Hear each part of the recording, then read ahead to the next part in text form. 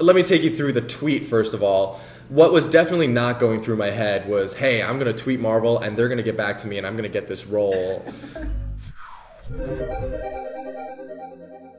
I was coming off of my third season on Kim's Convenience, which is a sitcom that I do in Canada.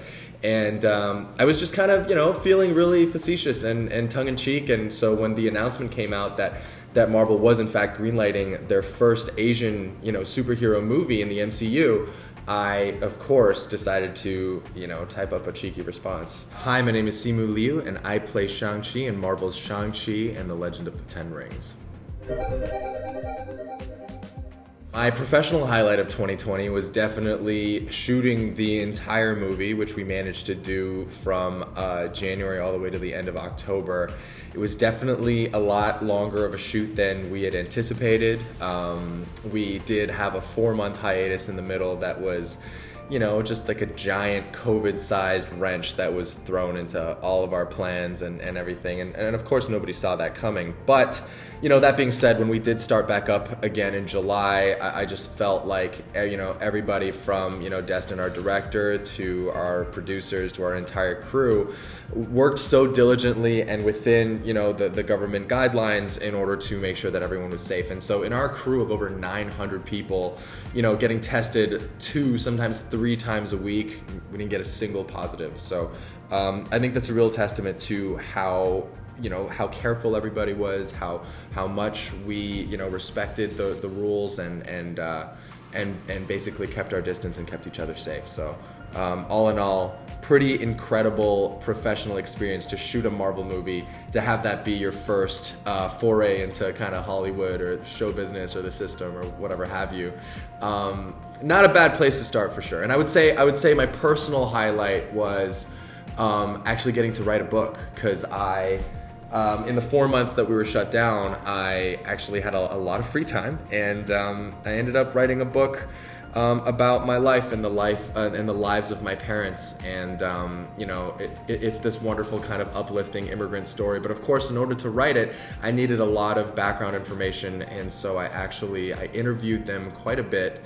We Skyped from halfway around the world for hours at a time, and I got to learn so much about my family and where we came from and where my parents came from and why they decided to immigrate halfway around the world with essentially nothing in their pockets or on their backs except for just, hopes and ambitions of one day building a life. So it was really cool in how closely it mirrored my own life, because when I was about the same age as they were, I also made a decision to kind of risk everything and go, come out to a place that I had never been before. But obviously, different circumstances.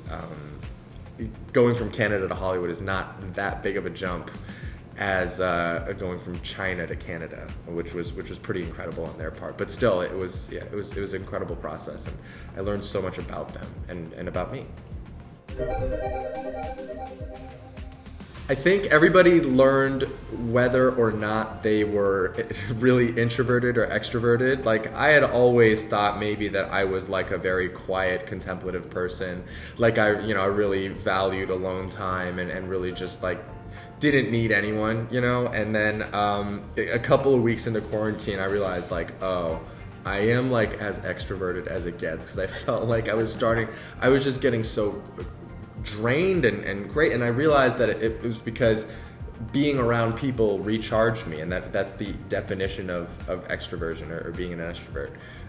So I really had to hit the Zoom hard. I had to make sure that I was talking to people and checking in and also just like getting my batteries charged, because it was a surprise, I'll tell you. I definitely, as an only child, I thought, because I was alone for so much of my life.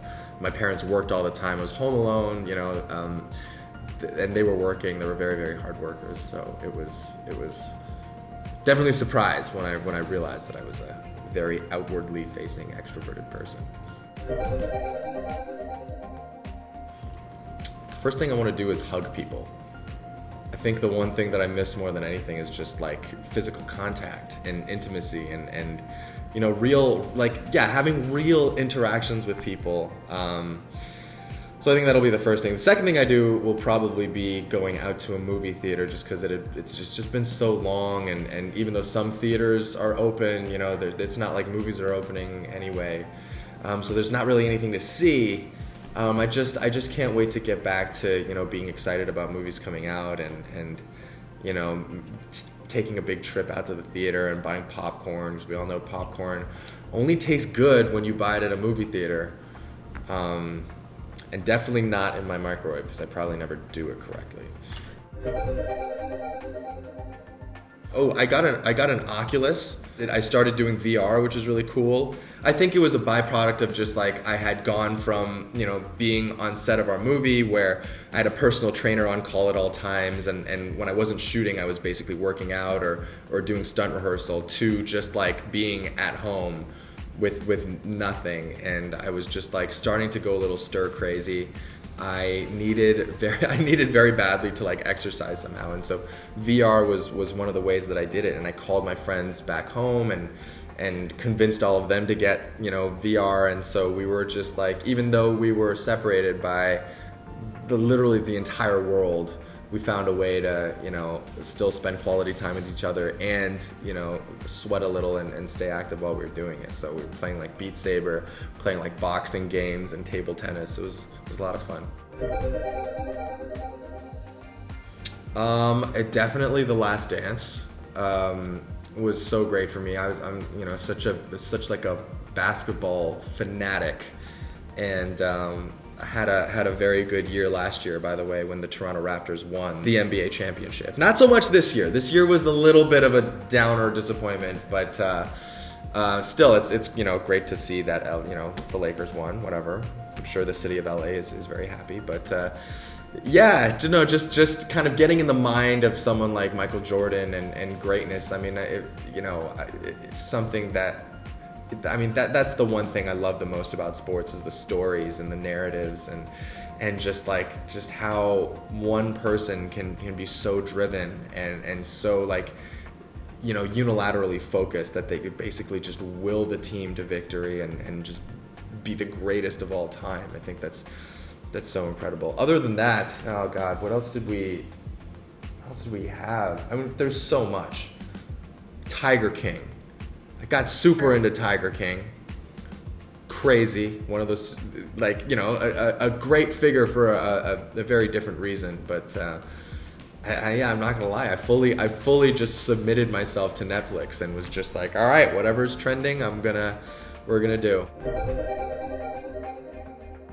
I just wanted to reiterate probably how important this cast is, this cast of all Asian actors and actresses, some of whom are absolutely legendary, you know, coming from all parts of the world, like Tony Leung, who, you know, if people weren't familiar with him from around here, he is like the Leonardo DiCaprio, George Clooney, Brad Pitt rolled into one person in Asia. He is the biggest movie star of the East, period.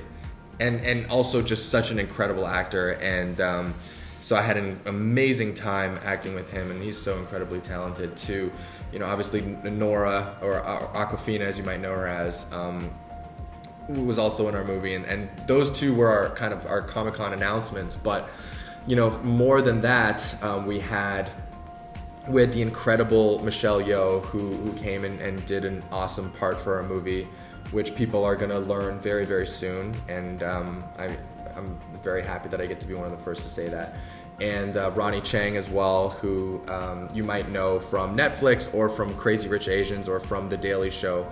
Also an insanely talented Asian actor, comedian, creative. You know, it is really just a who's who of creatives of color, of actors of color, and you know, it's projects like this that I think really uplift us, and we're just kind of really excited for the world to see the movie, and hopefully, God willing, in a movie theater come July of next year. But we'll see how that goes.